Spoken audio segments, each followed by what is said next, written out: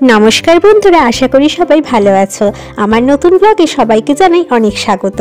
आज के तोमादेरके देखाई किभाबे बानालाम सब्जी दिए एई पनिरेर रेसिपिटा। तोमरा जारा आगेर ब्लगटा देखेछो तारा जानोई आमार मायेर बान्धबी अनेकटा छाना दिएछिलो, कारण तादेर बाड़ीते गरु आछे तो ताई तादेर माने छाना घी खूब अ্যাভেলেবল। तो सेखान थेकेई निये एसेछिलाम छाना, सेई छानाटा दिये बाड़ीते बानिये नियेछिलाम एई पनिरटा।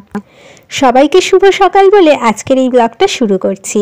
तो प्रथमेই বলে রাখি এই ছানাটা দিয়ে কিভাবে আর কি পনিরটা বানালাম। যারা বানাও তারা তো জানোই, আর আমি করে দিয়েছিলাম কি এটাকে এই কাপড়ের মধ্যে বেঁধে আর এটাকে শিল দিয়ে না চাপা দিয়ে দিয়েছিলাম, ফলে দারুণ কিন্তু জমাট বেঁধে গিয়েছিল। তবে একটাই ভুল হয়েছিল যে আমি রঙিন কাপড়ে জমাট বেঁধেছিলাম, ফলে ছানাটার রঙটা অনেকটা না রঙিন হয়ে গেছিল, তবে সব জায়গায় নয় কিছু কিছু।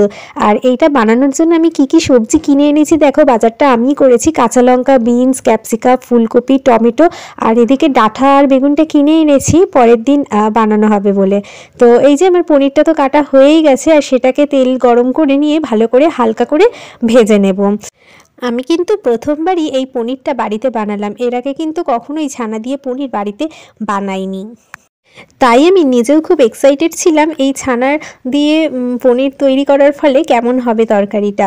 দেখলাম বেশ ভালোই টেস্টি হয়েছিল।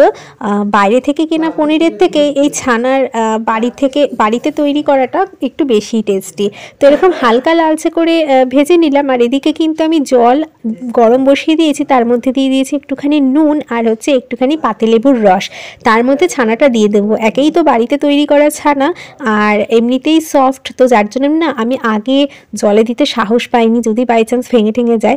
তাই আমি আগে একটু ভেজে নিলাম, তারপরে এই গরম জলের মধ্যে হালকা গরম জল করেছি তার মধ্যে দিয়ে দিলাম, দিয়ে গ্যাসটা অফ করে এটাকে ঢেকে রেখে দিলাম।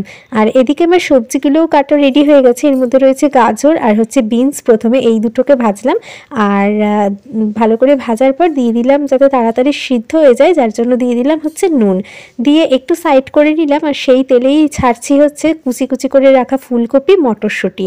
কিছুক্ষণ পরে আবার দিয়ে দিলাম ক্যাপসিকামটা লাস্টে দিলাম যাতে একটু ক্রাঞ্চি ভাবটা থাকে। এই তরকারিতে মশলা দেবো আদা, জিরে, লঙ্কা বাটা, আর তার সঙ্গে দেবো একটা বড় টমেটো। তো ভাজাগুলো ভেজে তারপরে আমি তুলে নিলাম। সেই তেলেই দিয়ে দিলাম পেস্ট করে রাখা মশলাগুলো, আর দিয়ে দিলাম নুন আর হলুদ, দিয়ে খুব ভালো করে কষিয়ে নেব। আর তার মধ্যে দিয়ে দিয়েছি একটু বিরিয়ানির মশলা। আবারও খুব ভালো করে কষিয়ে নেব যতক্ষণ না পর্যন্ত কাঁচা গন্ধটা চলে যাচ্ছে। তারপরে মিক্সি দেওয়া জলটা দিয়ে দেবো, দিয়ে জলটা একটু ফুটে এলেই তার মধ্যে দিয়ে দেবো ভেজে রাখা সবজিগুলো। তো এখানে 5 রকমের সবজি আমি ইউজ করেছি, তোমরা চাইলে আরও অনেক সবজি দিতে পারো। যত সবজি দেবে খেতে কিন্তু ততই টেস্ট হবে। ব্যাস, আর একটু ভালো করে ফুটিয়ে নিয়ে তার মধ্যে পনিরগুলো দিলাম ছেড়ে, দিয়ে একটু নাড়িয়ে চাড়িয়ে একটুখানি চিনি দিয়ে তারপরেই নামিয়ে নিলাম এই সবজি পনিরের তরকারিটা। কেমন লাগছে দেখতে, খেতেও কিন্তু অসাধারণ হয়েছে। তোমাদের কেমন লাগলো অবশ্যই জানিও, ভালো লাগলে সাবস্ক্রাইব করতে ভুলো না।